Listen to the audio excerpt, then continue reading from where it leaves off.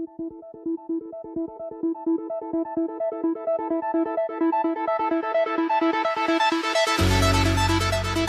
everyone out there.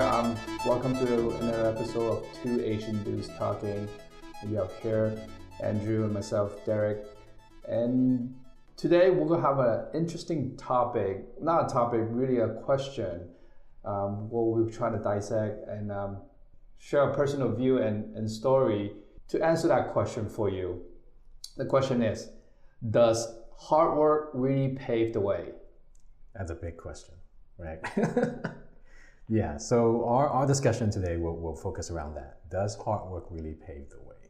And I think everybody either immediately has an answer or not. But even before you begin to discuss, does hard work really pave the way? It's so broad, but I think we have to narrow down. What does that question even mean? Right. I think the first thing we need to do is sort of identify, what do you mean by hard work? Right. So let's just nail that down. Andrew, what is hard work? So I think hard work, obviously hard work can be any type of work, right? Whether it's intellectual, physical, or whatnot. But to me, I think hard work means that you're putting in effort. It's measured by the amount of internal effort, right?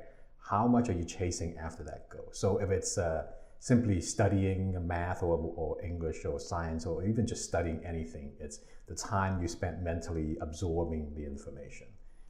If you're training to be an athlete and your goal is to be an Olympic gold medalist, that hard work is physical, right? Running a lot and running, jumping, exercising, etc. If it's going to be an actor is your goal, then that hard work is actually going into auditions, making connections, going to the right parties, meeting the right people.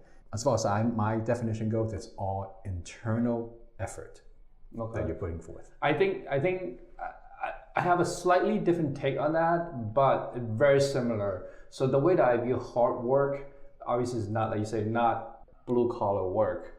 My definition of hard work is reprioritizing tasks. So in your example, wanting to be in the Olympics, so you spend time training versus spending that time with your friends at the bar, with your family. So you spend your weekends running the track rather than watching football game, right? So you prioritize that above your fun stuff. So usually what you want to do, human nature, you want to do fun stuff. You want to drink, watch TV. For me personally, sit on the couch, do nothing, right? But no, I love doing nothing. That's my number one thing. But hard work is doing the stuff that you don't like. Well, not necessarily that you don't like, but doing things that you know will help you reach. Well, let me put it this way: sacrificing the stuff that you like to do. So you constantly prioritize a task that you want to achieve over the task that you will have a lot of self-fulfillment on. Right. So that's why I say hard work means sacrificing things that you like to do or sacrificing things you like to eat if you want to go on a diet, and put that task as the top. Right. Put your family behind, put your friends behind. I'm gonna run 5 miles so I could meet that challenge goal to myself. Right. So that's at least our definition of hard work. Now, here's the much more difficult to nail down part of that question. Does hard work pave the way? What exactly is pave the way? So that depends on what you're working toward at, right? Exactly. So here, the main question really is, what are you working toward? Well, I guess paving the way is paving the way to your success, right? Right. And then you got to define what is success. What is success? That's the question. Right. How do you define success? For a lot of people, it's very different things, but I think in many instances, success is really a removal of constraints. Here's what I mean by that. It's basically three constraints, right? Either financially, you're completely removing that financial constraint, meaning whatever you want to buy, you can buy. However we want to use the money, you can use it. You don't have to worry about not having enough. So one way to identify success is that you don't have financial constraint. Right. right? Second, I think second type of success is to have social well-being or social reverence. Like a lot of movie stars or celebrities, they're idolized by people, and a lot of people see that as a type of success where everybody Being popular. being extremely popular, Being well known. right? You've had fans who will literally give up their lives for you, even though they don't really know you all that well. So is that popularity or is that influence? I think it's both, because if you're not popular, I doubt you can have influence, right? I think it's tied in together. So it's sort of like influence, power, would that be?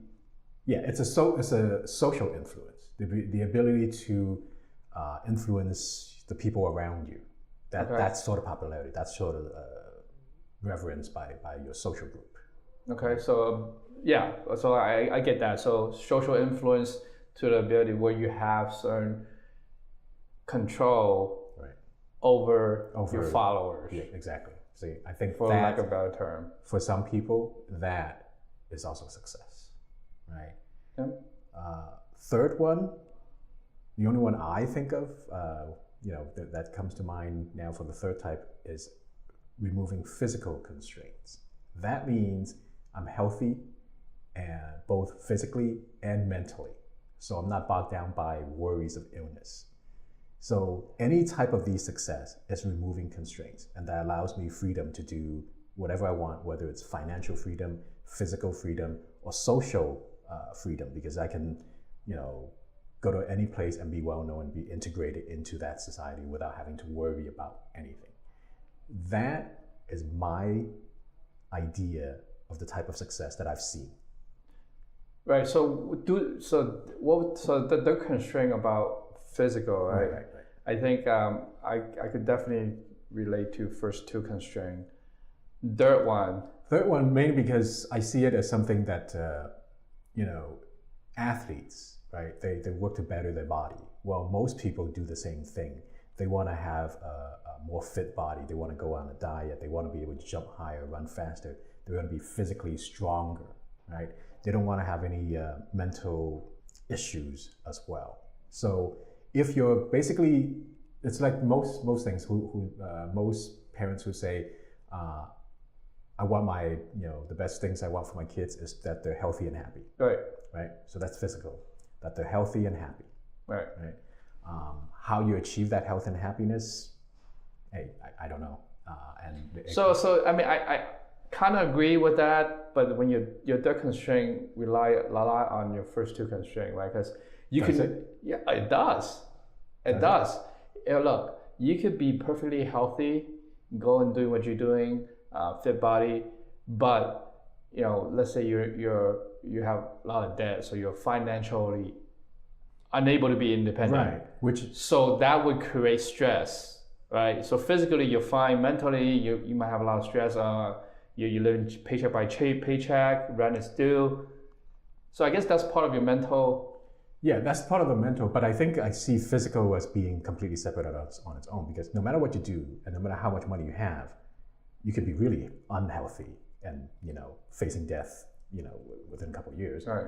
Or even you no matter how much money you have, you're really physically fit and can travel a lot, can do all sorts of physical activities, and you're into your 80s and you're still very active, pursuing a very active lifestyle.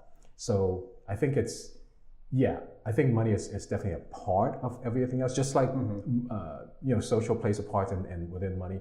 Just like all three constraints kind of touch on each other, but I still see physical as being separate, because there's a lot of things out of your control. No matter whether you have money or you have a social group that supports you, physical health is kind of out of your hands in many ways. I like the way that you dissect success that way, and so my definition when I was looking at this topic was like, look, hey, it's hard to define success. Basically the success is defined where you are happy or unhappy with the outcome, right? So that was my definition of, okay, are you success? So you depend what the task is. You go through the process of trying to achieve your goal, and then ultimately the outcome, whether you're happy or you're not, so success or not success. But having heard your way of it's like a level deeper dive, it's actually, I like your definition. It's more thoughtful than whether you apply something as happy or unhappy, because right now you have a substance. Okay, this is a reason why: wealth, influence, or health. Because it's I think it's cutting everything down to the most basic, right? The most basic description of success, at least in my mind. So with that, if that's the definition we're going with, do you think it's true? Hard work paves the way to success. Do you think hard work will lead you to that successful path, any one of those three, or any other type of success? So thanks for framing that, and having framed what we just frame out. Would hard work, with sacrifice, pave the way to get, or pave the way to remove some of the constraints that you talked about? My answer would say no. Really? No. Okay. But without hard work, you wouldn't be able to achieve. To a certain level, you have to have some luck along the way to get to the point where you could have some of these constraints removed, right? Achieve success, pave the path. So I will give an example. So when I was a sixth grader, it was a sixth grade graduation. I don't know if I told a story for our audience before, but I think I definitely told a story to you. So I was preparing for a speech in front of the graduating class. My job was to speak in my native tongue, Cantonese. I believe it was Cantonese. Basically thanking the teacher, thanking the staff. There's a bright future in front of us. Memorize that speech, speak it in front of the graduation class. I prepared for it. Mm-hmm. I would say I wrote it with the teacher. We practiced it in class. I practiced it at night. I memorized it the night, couple of nights before. You definitely say you worked hard on this speech. Oh yes, I would definitely say that. I would give up playing time, playing game, whatever it is, to make sure I could do well in the speech. Well, the day comes, I figure I'm ready, right? I go on stage, and that is the first time in my life where I sort of experienced stage fright. I got in front of it, I totally blanked out, right? And I didn't know. You didn't have the sheet in front of you, or had you memorized it? I haven't memorized it, I have it in my pocket. That's a smart thing I did. Okay. So that's a smart thing, I have it in my pocket, but I got in front of it and I was blank. My face started turning red, and I was like, I don't know what to do. And then finally, I remembered to pull out that sheet from my pocket and start reading it. But as I was reading it, even though those words are sort of ingrained in my mind, my voice was very, very shaky, and I could hear myself. It was not a good speech. Looking back at it, I've prepared hard for it. Did I really, in our definition of outcome, did I really remove the constraint of influence or social, social influence? No, that constraint has not been removed. Right. Hard work paved the way in that particular situation. I think if I work hard on it, it will, but somehow I got the stage fright. Because you can argue, let me rephrase this. If you could argue that had you spent more time maybe doing the actual speech and got a chance to do multiple speeches in front of the class, you wouldn't have had that stage fright. You only had the stage fright because it was your first time. In front of the whole graduating class. Yeah, in front of the whole school, in front of the whole class. So if you had a chance to have done that multiple times, maybe that definitely wouldn't have happened. That definitely would not have happened, I would say, if I have had the practice in front of an audience multiple times. I did not have that opportunity. So would that be hard work? Well, yeah, because and when we was first talking about this topic and I was thinking about it, it always occurs to me, does hard work pave the way? And I always coming back to hard work, right? You first have to know what is hard work. which we just defined, Right. but also which type of hard work will give you the most benefit towards that success. Working smart. Exactly, working smart, right? So people always say, hey, work smarter, not harder. So it's like if you want to be a computer programmer, you're not going to spend the majority of your time studying music. That's just, Right. doesn't make sense. Just as maybe memorizing that speech and reading it over and over and studying with teacher wasn't actually what you needed the most, versus being able to stand in front of a large group Right. and repeating that speech Right. would have been the best way to work hard at it, which is, I think, one of the main problems with this phrase that hard work paves the way, Right. is defining the proper hard work that will give you the most success. Right. So the lesson there is really, I was working hard, but working dumb.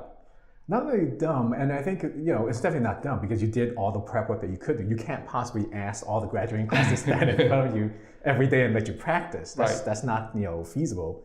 But it's really clarifying what hard work is, and I think that's one of the main issues that separates the difference between working hard to pave the way in school setting versus working hard and paving the way in actual adult life, in employment or life in general. Right. Because that's where I my answer to that question, does hard work pave the way, is maybe depending on the scenario, right? Because in school, you want success, easy. I'll tell you exactly how you get success. I would agree with that. I think in school it's easier to achieve success. Yeah. Why? Because it's all well defined, right? You want success? Memorize all these words and spell them up during the spelling test. Exactly. Or memorize these math principles and learn how to do math. And if you get all the questions that I'm going to tell you about correct, you just succeeded and you get an A. Exactly. Every step and success is defined exactly, and you know what will get. The great thing about school is not only how you reach success, you even know when you reach minor success because you get a B instead of an A. Right? Right. Everything is well defined by percentage and you know exactly what you have to do. So hard work there, I think, it will pave the way to success. Okay, in what scenario, and obviously my example taught us a lesson, but in what example would hard work not pave the way? See, now there I can give you a lot of examples. So in a way to say is that you got lucky, right? Right. And here's why that happens, I think. And I can tell you this mainly because when I look back through my high school and college careers, I can definitely note and remember instances where I plain got lucky. That I passed the class, that I got an A by just sheer luck. Right. So here's how it goes. Let me give the more basic example in my first year in college, freshman year. I mentioned this before in other episodes. I really didn't like college, stuck in the classroom and listening to the same boring things over and over again. I didn't enjoy it. And my first year in college, I signed up for some basic classes. One of them was a philosophy class, which I thought I would enjoy, but it turned out the instructor was really boring and it didn't. Philosophy is circular reference. It's kind of... Yeah, but I thought I would enjoy that because I like philosophy, just thinking about, things in general, logic in itself. So because I didn't enjoy it, and I didn't enjoy college at all to begin with, after attending the class for the first 2-3 months, I started skipping the classes. Like just plain don't show up to class, right? I try to show up whenever I know that there's a test. There's a test. Yep. So I'll go in and take the test. But because I haven't been showing up, I missed a couple of the tests. And here's the worst part is, because I haven't been showing up, apparently the instructor, the professor, changed the date of the final exam. And I didn't know about it. So when I showed up for the final exam, the room was empty because they had already taken the final exam. All right. So basically, I had a 0 for that exam.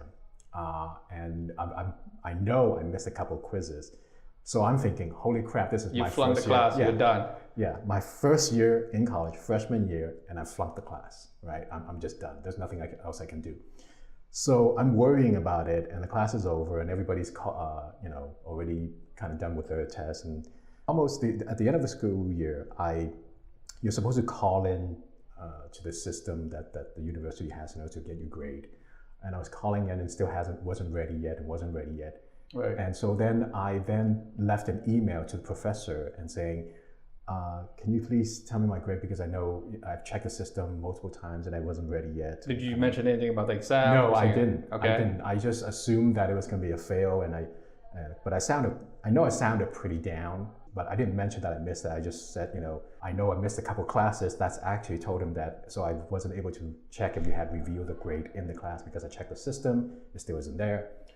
So I left that email, and then I think after worrying about a week later, professor replies me back, you have an A in the class. Sorry about the system messed up and not, putting it on to the system in time or whatever. And I was shocked, completely shocked, because I know so clearly there's there's some clerical error. There's some sort of technical someone got error. a fail. Right. While I had the A. Well, you had his or her Either A. my names got messed up somewhere, but the system wasn't able to upgrade. So he probably had to go back to his pen and paper and then looked at the wrong place. You know what? They probably lost your final exam. They probably thought they lost your final exam and said, holy crap, we lost their exam. They're going to sue the school and then we'll just give them an A, shut them up. So in that instance, there was no hard work, because I completely missed the class in order to, I don't know what I was doing, probably sleeping in late and going, watching TV or something. And I was worried about it. I really was worried about it.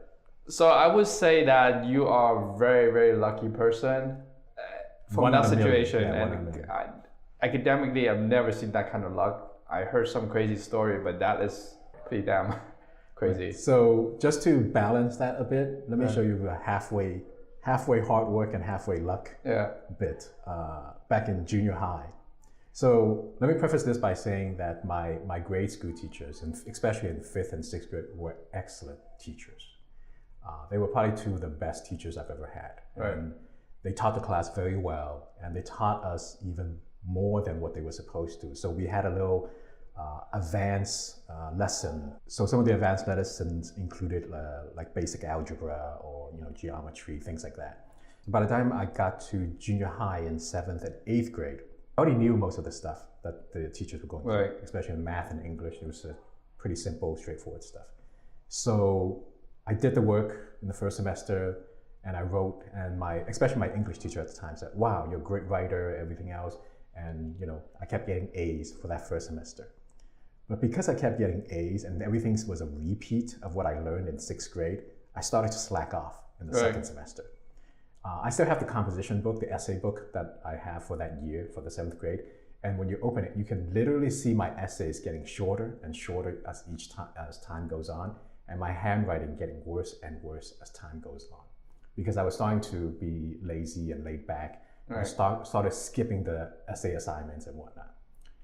Then comes the end of second semester, so end of the school year, and the teacher's going through all the workbook, and we're supposed to turn in the workbook and have her, review all of our essays and give us a grade for the class for second semester. When it's my time, she goes, oh, you know what, Andrew? I'm really running late on other grades, so I'm just going to skip you for now, since I know you do good work and you deserve an A. Let me just hold on to your workbook, and then I'll just grade everybody else's. And that was it. Because I was actually afraid if she looked at it, she would have seen missed examples, missed essays, and much shorter essays. So you just got lucky again. I coasted through based on my work, not really hard work, but based on my work of the first semester. Right, because I had established that. You've proven yourself. Yeah, I've proven myself during the first semester. Right. And so by second, she just assumed my quality of work would be the same. And just to sidetrack a little bit, and I think that's also true in work life too. Right. Once you go into work environment, once you have proven yourself, you can slide and get away with stuff. Right. A normal new person would not be able to do. Right. So. And in that sense, it wasn't hard work. Mm-hmm. You're just coasting on your previous reputation, which is what I did, which only lasts so long, because once you you switch out a new manager or teacher or a new class, that reputation disappears immediately.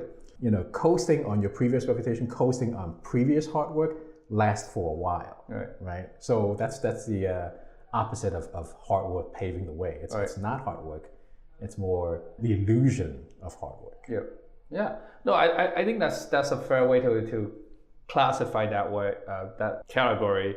I would say that, in my example where I got really, really lucky, and I'm still to this day very grateful, is how I landed my first job. For me, college was okay. I went by okay. I don't have the best grade. I have very good grade, but not the best grade. So I ultimately got into a big four accounting firm, which at that time you need to be top of your class, close to 4.0, and president of this club, or vice president of that club. Extracurricular activities. All the stuff, right? I don't have any of this. I would say probably one club, and my grades were okay. I'm not gonna say what GPA I have, but what happened was that in that interview, and I'm surprised I'm even picked for the interview, I really clicked with the person that was interviewing me. What had attracted me to him was me telling him my story when I was overseas as an exchange student, and then how I sort of failed and so I tried to bounce back. That sort of gave him, I don't know, some confidence that I could rough through some challenge in right. the first year of whatever I do in my job, right? So he gave me the opportunity to do that for whatever reason. Because if you saw I stat my resume and my GPA, there's no way I would be hired into one of those firms at that time. But somehow he saw something in me, gave me the opportunity, and luckily enough, I did. Once I got in there, I did well, and I didn't embarrass myself or him.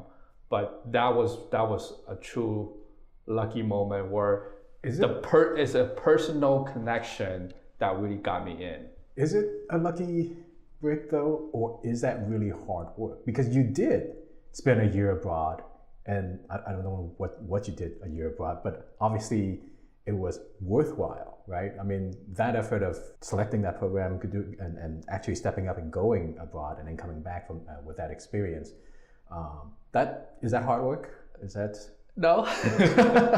No, it wasn't hard. It was not hard work. If how we frame the definition of hard work, am I sacrificing something when I'm reprioritizing over other tasks? No. At that time, my mentality going overseas was like, look, it's gonna be fun. I'm gonna go over there. I'm gonna get away from here, family, and just go out there and have fun.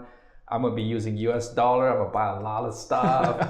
That was my idea. Okay. Right. Okay. When I got there, that's not the case. I suddenly realized that academically I was struggling because all of a sudden I'm being graded on a curve against all these top of notch Asian students. I'm like, I couldn't even stay above water. You're an Asian student too. I'm a banana, right? What they call it. So I could not keep up, and I actually did really poorly academically when I was overseas. That is why I didn't have a good grade. But if you strip my overseas grade, I actually have. That's a different story. Decent, right? Yeah, it was decent. The academic system here is different, but that's a different story. But that was a wake up call, okay, for me, realizing. So I went there with the intention of having fun. Right. So it's not really hard work. When I go there, was I struggling? Was that hard? Yes. Did I try to come out of it? I did the best I could. I did not do well academically, right? So I still think that was pretty lucky for me to land that first job, which set the precedent on future role, right? Because then my next employer will look at my previous work experience. Who's your company? Who did you work with? You worked for the Big Four, so obviously that's automatic cachet. Right, yeah. Exactly. So that paved the way. So that's back to your example. Well, and I worked my butt off at that firm. Okay. Yeah. So that's I can ride a tailway that's the thing, for that. though. So it's not always hard work paves the way. It's a lot of lucky breaks will do more than hard work in many instances. Honestly, I would take luck over hard work all day long. I was I don't remember when I read this. It was probably in junior high or high school. I read this book, very esoteric knowledge. Back then, I still am very into astrology and all of that. And one of the books, this sentence always stuck with me. It said that a man's destiny, or mankind's destiny, or any individual's destiny, is actually controlled 40% by fate, 40% by environment, 10% luck, and then 10% is internal control. So that means we individually each only have 10% influence into what our path is actually going to be. When I first read that, my initial response was, no way, that's ridiculous. I think that's going overboard. I believe that statement, but I think the allocation of those percentage may be off whack. So here's the thing. When I first read it, my initial response was the same way. Maybe because I think also it's because when I read it, I was pretty young. So I read it and I thought, no way. There's no way these percentages are correct, because I believe if I struggle hard, if I learn hard, I have a major influence on my destiny and my path. If I wanted to be a lawyer, I can study and study and study and I'll be a lawyer. If I want to be a doctor, I can study and I'll be a doctor. And that is true. And I think you can. Now, whether you be a successful doctor or not, that's a different story. But to be honest, as I got older, I began to believe it more and more. Because as I got older, that belief that if I study really hard and I'll get to pick any of these paths, I began to realize that's actually not true in most cases. And that the environment and also a sense of fate, not really fate, but I think more the environment affects you more than you actually realize. I mean, just thinking about that statement that you just made, right? 40% environment, 10% luck. So to me, those are the same thing, right? Is it? Yeah, your environment is, look, if you happen to be in that, let's say you happen to be at a ballpark and someone dropped $100 and you're right there at that moment, that person's gone, you pick that. So is that luck or is that the environment? That's the same thing, right? That's luck, I would think, because you're in that environment. then you're lumping. I don't see that as part of your environment. I think the environment, because generally within environment, when you social class. No, not necessarily. So let's take your example, right? Right. The ballpark. Generally in the environment, nobody drops money. They drop a ball. They whatever they do is related to that environment. The fact that that's something completely different or out of the norm. Somebody dropped money in the ballpark. That's out of the norm. Well, I can make the argument that at a public area, people lose stuff all the time, right? Lose stuff all the time, but is it a norm that you're the one who always picks up that stuff? No, I don't think so. No. Yeah. So the environment is whatever is normal setting, right? Right. And luck is whatever changes that normal. Luck, for instance, my grade in philosophy class. Yeah. The normal setting is everybody gets the grade on the electronic system. The luck is something that happens that usually never happens, is they mixed up the grade and I got an A versus the fail that I really deserved. Right. Right. So as far as I'm concerned, environment is whatever the setting is around you and the normal setting around you. Luck is when that setting changes for your benefit without any logical reason. Like your baseball park, that's your normal setting. You would probably get a ball or meet other people. So to put in perspective, right? If you grew up in a family where your mom and dad are doctors, then you're in an environment where you can highlight you in the medical field. Right, because your environment, the standard enough. Environment is your mom and dad are doctors. They have the knowledge, they can teach you and they'll help you along your way. Right? Versus luck is your mom and dad are construction workers. Right. And all of a sudden you go to visit them in the construction yard and they happen to be building a house for a doctor. And that doctor takes a liking to you because you visit them during lunch and they teach you, also the medical is going to help you out throughout your medical life or whatever. That part I think is also, partly luck because it's outside the norm of what your environment usually is. Okay. But anyway, that's my definition of it. Back to my original point before we sidetrack was as I grew older, I actually began to see how true that statement is, because environment and maybe even destiny has a very, very large impact on how your life would turn out, right? Because we talk about in schools, yeah, I have a lot more control. I can study it because the environment is pretty much set, and I have a lot more control on what happens. In general, as you're younger, your environment are more controlled and contained, right? As you grow older, when you don't get have out, that. You don't have that control, so it's harder. Let me give you an example. So when I was going to junior high, when I graduated elementary school, and then we go to junior high, most everybody from Gates went to Nightingale, right? Because that's everybody just feeds right into that. I actually didn't want to go to Nightingale. I wanted to go to a special magnet school somewhere else, and I did. After graduation from grade school, I did all the paperwork, submitted it, application, and everything else, and I got in, and they accepted me. In fact, most of the teachers that I was going to have at this magnet school called me up, and we discussed the classes I should take, and I had my whole schedule planned out, everything ready to go. Yeah. But then, they let me know where I should wait for the school bus that would be coming to pick me up. And it turns out that school bus stop was, I forget how far it was, but it was maybe 10, 12 blocks away from my home. 10, 12 blocks away from my home. And the pickup time was 6 a.m. in the morning, like 6:10 or something like that. Okay. And I realized, you know what, I can't possibly get there by 6:10 unless every day I was willing to wake up about like 5 and walk over there, before the sun even came up. So I started to call the school and the LAUSD district and calling everywhere to kind of see if they could move the bus stop closer to pick me up. And they couldn't. For whatever reason, they could not. So I had to give up going to that school. Because you didn't want to wake up earlier. Well, the way I saw it, at least at that time, was the distance was too far and I didn't have any control over that distance.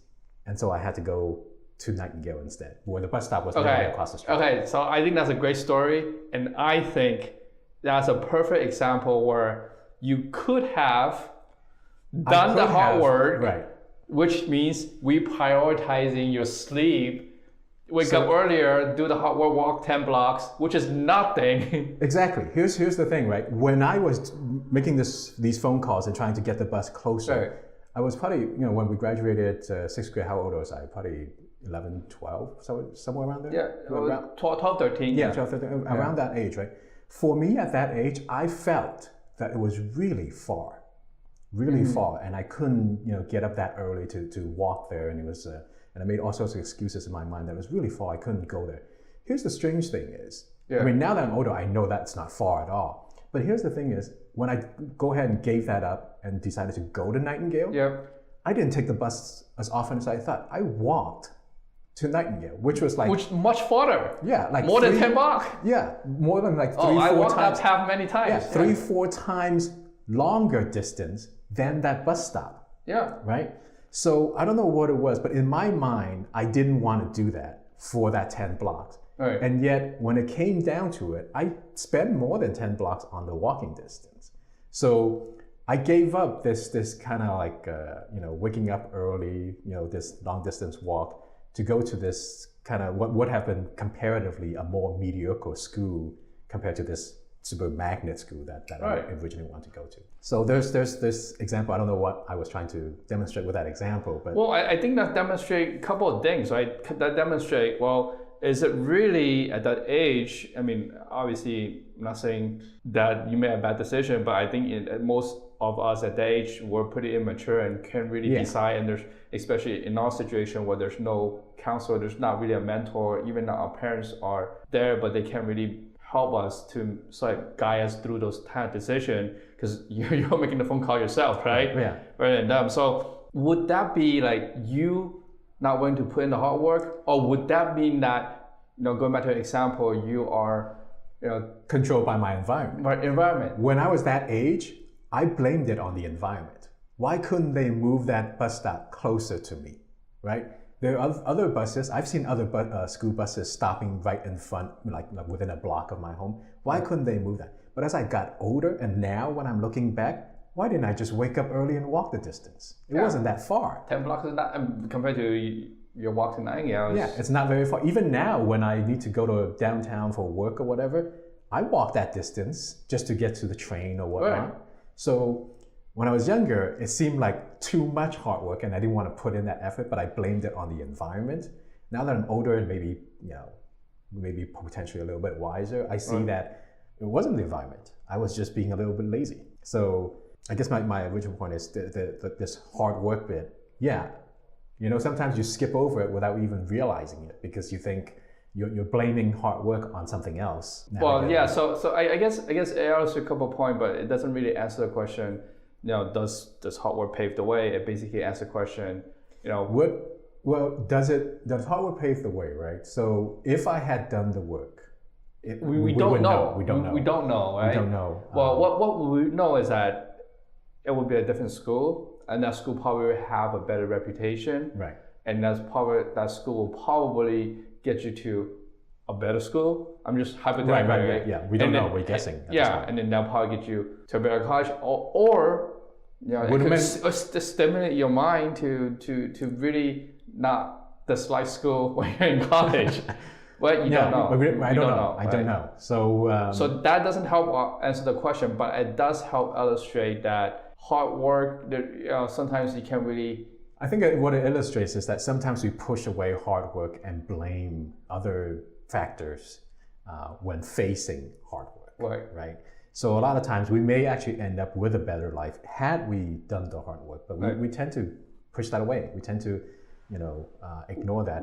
Which circles back to the point that I want to make at the very beginning is that hard work does not necessarily translate into success, but without hard work, you would less likely or not likely to be successful. Right. Like going back to my example, when I got into my first job, the accounting firm, I was very happy to be there. I know I was probably not the smartest kid in that class, but I would say that, and I'm proud to say that, I probably worked my butt off, worked harder than any one of those guys in my class, in the first class. And people take notice of that, right? So, and I was able to land my second job. My second job was hired by my former manager from my first job. And I don't know, I was in my mid-20s. My second job, I was actually getting a very well paid. I got there by luck, but it's hard work that translates into that success. So if I got into a place and thinking that, you know what, now that I'm here, I could just leverage out the brand name and maybe land another job elsewhere, I don't think that would happen. I think it was because I put in those work. My manager noticed it, and when she left to do another firm, she called me with that offer. Had that not happened, have not put in those hours, I don't think I would be able to leverage that name to get a good job. So I think I agree in that hard work is a necessary component, but it doesn't always necessarily lead to success. Correct. Because I've seen many of my colleagues, and probably even myself sometimes, where I put in the work, or my colleagues put in the work, but they're bypassed for the promotion, or they're bypassed for the raise, right? For whatever reason. I think part of the issue with that is that we don't work in a perfect system, right? Right. We have bosses who are pricks and managers. Not my bosses. My bosses were great. We shall have an episode that talk about bosses, different type of bosses that we face. Right. That would actually make a great episode. I've got plenty of stories for that. But anyway, and back to my original point is that it's not a perfect system. It's not. Everybody claims that it's a perfect, merit-based system, and if you work hard and you do well and you demonstrate you're smart enough, then you'll move forward, right? You'll have promotions, you'll have raises, and you'll move in your career. But that's just not the case because it's not a perfect system. It's not a merit-based system. Sometimes it's a social system. You happen to know the big boss and he likes you. He looks for opportunity for you to actually move forward, whether or not you're actually capable of it. So yeah, I mean, all of this is to say, does hard work pave the way? I don't think it's a default. Hard work does not automatically equal success. But hard work does give you a greater chance of success. And it seems like we're drawing the same conclusion here. so how we dissect what the question is and what is hard work, what is success. We seems to be drawing the same conclusion. There's no set answer. Right. But there's definitely a understanding that, dude, if we don't work your butt off, your chances of getting to a place or removing those 3 constraints were less likely to happen. Right. Versus that if you... It's entirely possible if you have major luck, like I did sometimes. But hey, if you hit the lottery... Yeah, then there you go, right? Right, but, so what are the chances? But generally speaking, hard work is actually part of the package, most of the time. Well taken. Well, I hope our listener will find our thought process, our stories interesting. But this, we're beginning to run out of time. Any closing remark, Andrew? No, nothing really. I mean, hey, if you disagree, let me know how you disagree and why. Maybe, here's the thing, maybe most listeners will actually disagree with our definition of success or definition of hard work in general. But hit us up, let us know. Maybe you'll enlighten us in many ways. Great. Well, thank you for joining us. And until next time, we have Andrew and Derrick signing off. Take care. Bye.